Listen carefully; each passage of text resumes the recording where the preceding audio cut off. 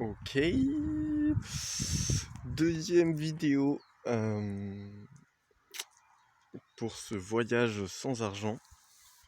Cette fois, je la fais un peu plus vite que l'autre fois parce que faire des vidéos de 45 minutes, c'est pas ouf, ni pour vous, ni pour moi.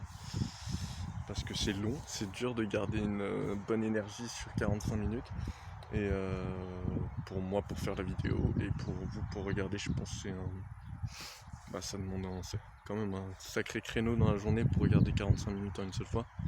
Même si bien sûr vous pourrez faire regarder en plusieurs fois, mais c'est quand même moins cool. Du coup, deuxième vidéo, je suis à la plage. Voilà, il y a la mer derrière moi. Parce que je suis... du coup, je sais pas si je l'avais dit dans la vidéo d'avant, mais du coup, ma destination, c'était Bornholm. Si je l'avais dit. C'est-à-dire une petite île danoise qui est en fait aussi proche du Danemark que de l'Allemagne et de la Norvège.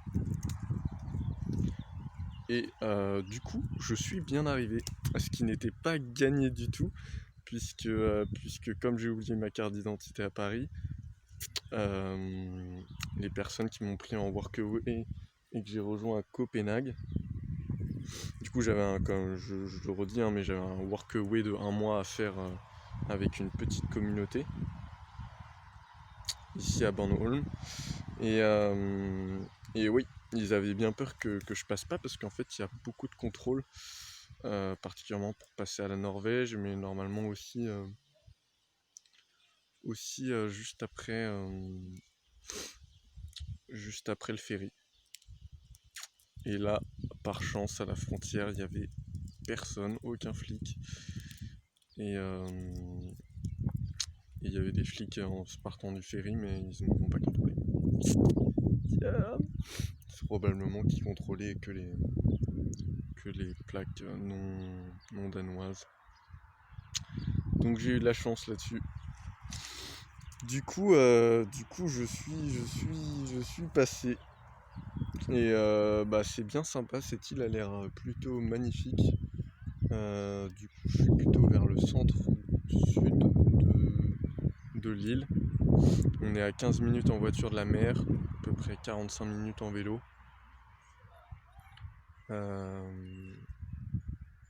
Ouais, c'est vraiment beau, c'est vraiment plein de nature. Juste à côté de là où je suis, qui est un endroit assez perdu, en fait j'ai très peu de réseau. Et la wifi est vraiment pas fou. Pour charger la première vidéo, genre en 1 heure, j'ai chargé moins d'1%. Du coup, en fait, c'est bien que je suis allé faire un tour, moi de mon côté, vu qu'on est le week-end. Là, on est samedi, au moment où je tourne cette vidéo. Samedi 25, je crois. Bien là, je l'ai téléchargé en très très vite, en fait. Les 2 gigaoctets de la première vidéo. Bref, du coup, autour de l'endroit où je suis, du coup, en fait, ils ont récupéré des vieux bâtiments. Ça me fait penser un peu à la bascule où j'ai passé 9 mois. Ils ont récupéré des vieux bâtiments. C'était une ancienne école de la construction. En fait, c'était une sorte d'école de la seconde chance pour des métiers dans le manuel, qui avait l'air plutôt sympa, mais qui a un vieux bâtiment qui avait été construit dans les années 30, qui était abandonné depuis 10 ans là quand ils l'ont récupéré. Et du coup il est en sale état, toutes les vitres ont été pétées, plein de tests militaires de taille, il y a des fuites, ouais, sale état. Et du coup là le but c'est de nettoyer ça parce qu'ils l'ont depuis un peu plus d'1 an, mais là ça commence à vraiment prendre que maintenant. Et en fait je passe le plus clair de mon temps avec du coup un petit couple qui a 3 enfants, un couple d'une 30aine d'années, qui a 3 bambins, 2 jumelles de 3 ans, et un petit garçon de 5 ans. Et du coup apparemment normalement ils sont censés être 7 et dont 6 enfants. Mais j'ai pas trop vu beaucoup de monde. Alors j'ai vu une autre personne, une autre fille qui est avec sa fille. Et j'ai croisé vite fait un mec qui est normalement avec sa femme et son enfant, mais que là, la femme et l'enfant sont pas là, mais je les ai croisés vite fait, quoi. J'ai un peu l'impression que c'est un peu, c'est pas chacun dans son coin, mais ouais, c'est pas la bascule, quoi. Clairement, c'est pas la bascule. On est sur ouais, plutôt un truc familial ou mettre des choses en commun, mais puis aussi il n'y a pas beaucoup de monde. Et les personnes qui sont là n'ont pas forcément l'énergie, le temps à mettre chaque jour là-dedans. C'est-à-dire que là, depuis que je suis là, en fait, j'ai quasiment travaillé à chaque fois tout seul. Parce que dans le petit couple qu'il y a avec moi, il suffit qu'il y en a un qui a un autre truc à faire, un qui doit rester quand même à s'occuper, à surveiller les 3 enfants qui jouent toute la journée et voilà quoi. Du coup particulier. Pour l'instant, ce que j'ai fait surtout en tâche, c'était à la faux, j'ai désépaissi toute une partie de terrain qui était collé au bâtiment. Et sinon, c'est du cleaning du bâtiment, donc enlever les verres par terre, tout ce qu'il y a par terre, tout le bordel qu'il y a dans tous les déchets qu'il y a dans le bâtiment, quoi. Donc il y a du taf. Après, c'est clair que c'est pas aussi passionnant que l'apiculture, mais bon, c'est intéressant quand même, ça me fait travailler mon corps aussi un peu. Et surtout, le point où je veux en venir, c'est que ça me donne je vais peut-être pas non plus y mettre autant de temps passionnément que pour l'apiculture, et du coup ce que je vais probablement faire, c'est que ça va me dégager du temps, notamment pour faire des challenges de nouvelles habitudes. Du coup, ouais, là, je reprends cette bonne idée qui est d'intégrer des habitudes à ma vie et des bonnes habitudes. Et du coup, la première que j'ai envie d'intégrer, c'est de faire une méditation longue, entre guillemets, par jour, c'est-à-dire minimum 25 minutes. Et je vais essayer de passer petit à petit à 30 minutes, puis augmenter encore petit à petit. Puisque ça fait du coup déjà, ça fait depuis novembre, donc ouais, je pense octobre-novembre, ouais, à peu près 9 mois que je médite tous les jours, quasiment. Bien sûr, il y a des fois où il y a eu des exceptions, mais quasiment tous les jours.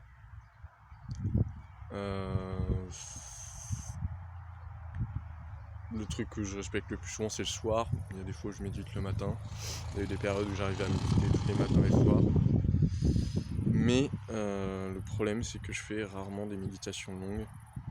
Et j'ai remarqué récemment que quand même, les méditations longues avaient... En fait, quand je faisais que des méditations courtes pendant une longue période, je rentrais assez peu dans mes méditations courtes. C'était assez peu intense au final. Et que le fait de faire des méditations longues, ça me permettait de... Comme quand même, c'est là où j'avais des déclics et où je rentrais dans une certaine intensité qui fait que même dans mes autres méditations courtes, je rentrais dans quelque chose. Donc j'aimerais bien méditer matin et soir, et une des deux au moins 25 minutes. Mais pour l'instant, je vais me calquer sur un seul objectif à la fois, une seule habitude à la fois, et ça sera méditation 25 minutes par jour. Et en même temps, comme je vais avoir pas mal de temps, j'ai envie d'intégrer d'autres trucs. Mais où je vais pas forcément essayer d'être aussi rigoureux, c'est pas mon truc principal. On va voir si ça marche de faire ça. Mais en gros, j'aimerais prendre l'habitude de faire une chose à la fois. C'est-à-dire que quand je taffe, je taffe. Ce que j'ai pas fait pour le début là. Quand je taffais, j'écoutais de la musique. Et là ce matin, j'ai essayé de taffer une petite heure sans musique en étant vraiment à fond dedans. et c'était agréable au final.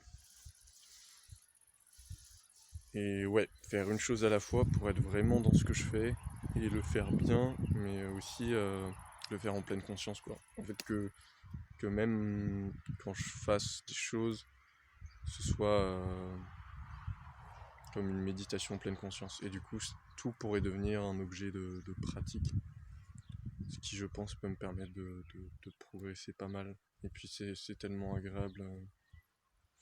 Ouais, c'est tellement agréable quand tu fais vraiment les choses pleinement. Quand tu multiplies les tasks, en tout cas moi quand je multiplie les tâches, je vais parler en mon jeu, je sais que ça me réussit pas et qu'au final j'ai juste l'impression de pas être présent. Voilà. Et du coup aussi un autre truc, parce que tout ça, ça m'est revenu parce que je me suis mis à relire le blog de Léo Babota sur internet, que j'avais lu un moment à la bascule et qui m'avait fait énormément de bien. Et qui est un mec qui justement qui parle de comment rajouter des habitudes, mais il a un blog qui s'appelle Zen Habits, Habitudes Zen. Et c'est cool parce que c'est une sorte de coach au final, de mec qui parle beaucoup de l'organisation, de comment progresser, enfin c'est du développement personnel, mais sauf que contrairement à beaucoup, ouais, ça se rapproche quand même beaucoup plus de trucs faisables. Il parle pas de trucs genre... on voit beaucoup maintenant des trucs bien-être où les mecs parlent de changer en 21 jours ou des conneries comme ça. Alors que lui, pas du tout. C'est vraiment des options... Il est très minimaliste en fait. Il est beaucoup dans le minimalisme et il est beaucoup dans faire les choses une à la fois. Et du coup, il y a un côté très, très méditation et très pleine conscience dans sa manière de voir les choses. Et j'apprécie beaucoup. Parce que je pense que c'est beaucoup plus réaliste. Il dit si tu veux changer 10 habitudes, si tu veux créer une routine matinale de 10 habitudes, mais tu vas créer en 10 mois. Tu en intègres une à chaque fois et une nouvelle. Et ouais. Et du coup, je lisais un de ces articles super intéressants sur les attentes. Et ça m'a fait un petit coup de rappel sur le fait qu'on a toujours des attentes sur plein de choses. Et qu'en fait, à chaque fois, on est très dur avec nous-mêmes parce qu'on a des attentes dures. Et quand on réussit un truc, on croit que c'est parce qu'on avait des attentes fortes, alors que non, en fait, les attentes, ça nous fait juste énormément souffrir, parce que dès qu'on va pas réussir à atteindre nos attentes, on va être déçu en gros. Les attentes qui sont pas forcément pareilles que les objectifs, puisque les objectifs, tu te les fixes et t'as un but, et si tu l'atteins, t'es content, alors que les attentes, c'est un truc genre, tu dis, je devrais être comme ça, je devrais réussir à ne jamais... je devrais réussir à intégrer cette habitude, je devrais jamais oublier de le faire une fois. Et en fait, ces attentes, elles sont complètement... En fait, c'est contre la réalité, quoi. C'est des souffrances parce qu'on est contre la réalité. Parce qu'au final, si ce matin... j'ai oublié de faire ma méditation, ou si j'ai oublié de faire l'habitude que j'essaie d'intégrer, c'est pas que je devais réussir à le faire, puisque je l'ai pas fait. Donc je devais pas réussir à le faire. Je l'ai pas fait. C'est un fait. Donc en fait, je suis contre la réalité. Je suis persuadé que ça devrait être faisable, ou que ça devrait être facile, ou quoi. Et si ça l'est pas, ça l'est pas. Ça a ni à être facile, ça a ni à être parfait dès le premier coup. En fait, c'est justement quand on intègre une habitude, c'est justement parce qu'on l'a pas. Donc forcément, des fois, on va oublier. Faut juste pas se prendre la tête, et genre, quand on voit qu'on l'a oublié, on a oublié de le faire aujourd'hui, voilà, le lendemain, on essaye de se mettre un truc pour se le rappeler mieux, et puis le lendemain, on le fait, quoi. Voilà. Du coup, hyper motivé par tout ça. Mon anglais commence à pas mal progresser aussi, c'est pour ça que je voulais vraiment trouver un livre en anglais. Mais là, vu que j'ai quand même la possibilité de recharger mon portable, du coup, je lis des trucs sur internet. Du coup, là, le blog du mec en ce moment. Et voilà, même si j'espère que je pourrai retrouver un bouquin en anglais sur la spiritualité si possible, parce que ça me laisse pas mal de temps ce voyage pour réfléchir et méditer sur ce genre de trucs. Du coup, j'aime bien avoir des bouquins comme ça. Voilà, voilà. Du coup, là, ça fait quoi? Ça fait, je sais pas, 3 nuits que je suis là. Ah, du coup, je dors dans une caravane. Petit point aussi. Ils m'ont prêté une caravane. Au début, je devais dormir en tente, mais au final, il y a des personnes qui, juste avant le corona, en fait, plein de personnes ont dû être rapatriées chez eux. Parce qu'il y avait beaucoup de personnes qui n'étaient pas originaires du Danemark qui étaient dans cette communauté. Et du coup, là, il y a une caravane dispo. Plutôt cool, plutôt pépère, plutôt luxe et confortable. En plus, j'ai mon petit espace. Non, c'est bien. C'est bien. Et du coup, c'est un peu à l'extrême. Hein, je sais pas si je l'avais dit dans la dernière vidéo, mais ouais. Bah, eux, ils ont l'électricité dans leur. Ils vivent dans un bus, du coup, eux, le petit couple en question. Donc, ils ont l'électricité dedans, ils ont de quoi une petite cuisine et tout. Mais sinon, ouais, dans les bâtiments, il n'y a pas d'électricité, évidemment. C'est des vieux bâtiments tout pourris. Il y a genre un robinet d'eau froide, il n'y a pas d'eau chaude. Et il y a la wifi qui sont mis dehors sur le toit, mais qui est vraiment pas très puissante. Et il n'y a pas de réseau. Sauf à quelques endroits, mais quasiment pas. Du coup, si je réponds pas aux messages, des fois, désolé. Voilà. Bon, ça commence déjà à être pas mal long. Je reviens, je vais essayer de faire des vidéos relativement régulièrement quand il se passe des choses, en fait, pour pas que ce soit trop long. Des gros bisous, j'espère que cette vidéo sera mieux. Je sais que j'ai été un peu mou dans celle d'avant. En même temps, je savais qu'il y avait tellement de trucs à raconter. Et puis j'étais vraiment en mode narratif. Du coup, pas facile de garder l'énergie à fond. Je sais aussi que j'ai du mal à regarder la caméra ou autour de la caméra, mais ce qui est bien mieux pour capter le regard. Mais on progresse petit à petit. Allez, des bisous. Plein d'amour sur vous, plein de bonnes choses. Sortez de votre zone de confort, vivez vos rêves. Ciao.